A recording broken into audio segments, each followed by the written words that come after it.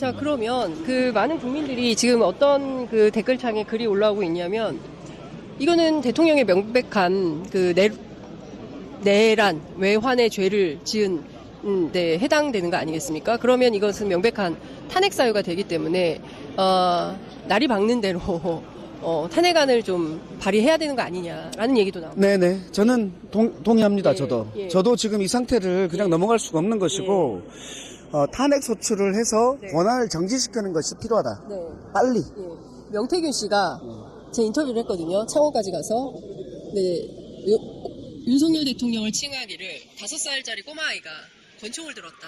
권총을 든 5살짜리 꼬마아이다. 그 위험한 아이가 권총을 계속 들게 해야 되겠냐, 아니면 그 권총을 내려놓고 안전하게 있도록 해야 되겠냐, 그걸 국민들이 생각해야 된다라고 말을 했거든요. 5살짜리 꼬마아이 윤석열을 안전하게가 아니라 그 아이로부터 당할 국민들을 안전하게 만들기 네, 위해서 권총을 내려놓게 해야 되는데, 그 권총을 내려놓게 하는 것이 탄핵 소추를 해서 직무를 정지시키는 거란 말이에요. 네. 그리고 그 다음 절차가 네. 헌재의 의결이 있어야 되잖아요. 저는 헌재한테 맡길 일이 아니라고 생각해요. 헌재를 우리가 어떻게 믿어요. 네. 그래서 저는 탄핵 소추를 통해서 직무를 정직시켜서 네. 꼼짝마라고 만들어 놓고, 네. 그리고 헌법 개정을 통해서 네. 국민의 투표로 결정을 빨리 하는 것도 예. 효과적인 방법일 수 있다. 그것을 이른바 헌재 탄핵이 아니라 국민 탄핵의 네. 방식으로 하는 것도 방법이다. 네. 라고 보입니다. 지금 네, 그런 제안도 해보려고 합니다. 그럼 지도부에다가. 지금 그러니까 민주당 지도부 이제 앞으로 어떻게 할지 대책회의도 할 것 같은데요. 네네. 오늘 어쨌든 본회의장은 계속 지키는 것이고, 그 이후에 민주당은 좀 어떤 프로세스를 갖고 어떤 활동 계획을 갖고 있습니까? 제가 보기에는 이제 지금은 특검의 단계들을 넘어버린 것으로 보여요. 네. 네, 그거는 그것대로 하더라도 저는 탄핵을 가는 것이 네. 이제는 물이 끌어올랐다라고 보이고, 그 물에다가 열을 가한 것은 네. 윤석열 자신입니다. 맞습니다. 이것을 스스로 잘 알 텐데 자초인환입니다. 본인 스스로 네. 이런 것을 자기네가 끌어당긴 거고, 네. 여기에 대해서는 응분의 대가를 줘야 되는데 지금은 탄핵 소추다. 빨리 탄핵 소추해서 직무를 정지시키는 것이다. 네. 라고 보고요. 제가 국힘당 의원들도 여러 만나봤는데 네.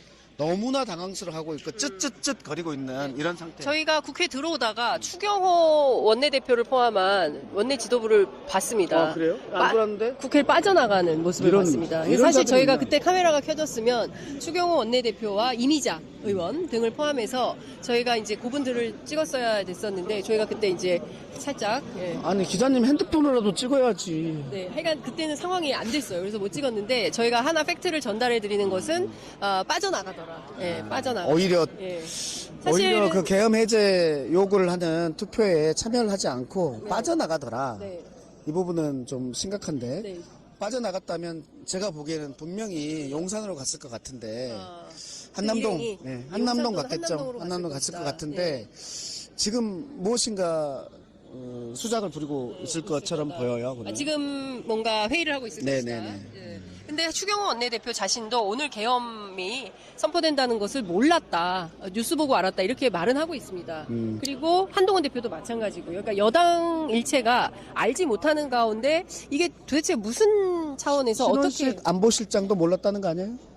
술 먹고 있다가 불려나갔다는 거 아니에요? 그럼 도대체 누가 알고, 그러니까 정식적인 회의를 거치지 않은, 국무회의 의결도 거치지 않았고, 그러면 도대체 왜, 그러니까 기자들은, 제 대통령실 출입 기자들 확인을 좀 해보니까 밤 10시에 갑자기 기자들에게 대통령이 긴급 기자회견을 한다 해서 모이라고 해가지고 갔는데 이게 계엄이더라. 그래서 다들 황당해하는, 지금 대통령실 출입 기자들 그런 얘기를 하고 있습니다. 그러니까 모두 지금 기자들이 전사적으로 회사에 다 출근을 다 한 상황이에요. 예. 그런 거예요. 그러니까 네. 갑자기 결정해서 욱하고 지른 건데, 네. 그러니까 국무회의 심이라든지 예. 그것을 국회에 통과하는 절차도 안 밟은 거예요. 예. 이 기본적인 절차도 안 밟은 거예요.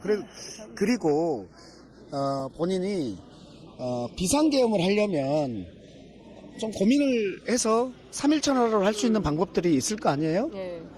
뭔가 3일 천하도 아니에요. 네, 3일 2시간 천하는 반. 그러니까 예. 아무런 고민 없이 했다라는 네. 생각이 드는 거예요. 근데 왜 오늘이냐는 거죠. 오늘 사실은 뉴스가 많았습니다. 명태균 씨, 김영선 전 의원에 대한 구속기소 공소장이 나오는 날이었고, 그리고 추경호 원내대표가 개입이 된 뭐 20억 수수설이 폭로가 된 날이기도 하고요. 그리고 또 오늘 그 서울의 소리 이명수 기자를 포함해서 압수수색이 있었는데 김건희 여사의 고모와 이모 가족들이 많이 등장합니다. 고모와 이모와 그 3억 7천만 원에 대해서 이야기를 합니다. 사실상 유튜버, 보수 유튜버들을 내가 움직였다. 이런 이제 고모의 증언이 나온 이런 상황인데 이런 주요 뉴스들을 전부 수면 아래로 내려뜨리고 단연 개업 뉴스를 톱1으로 끌어올렸는데 CNN에서 이렇게 얘기합니다. 참 기괴하다. 참 기괴하다. 대한민국 상황을 참 기괴하다라고 표현을 하고 있고 전 세계가 지금 대한민국 뉴스를 타전하고 있는 이런 상황입니다.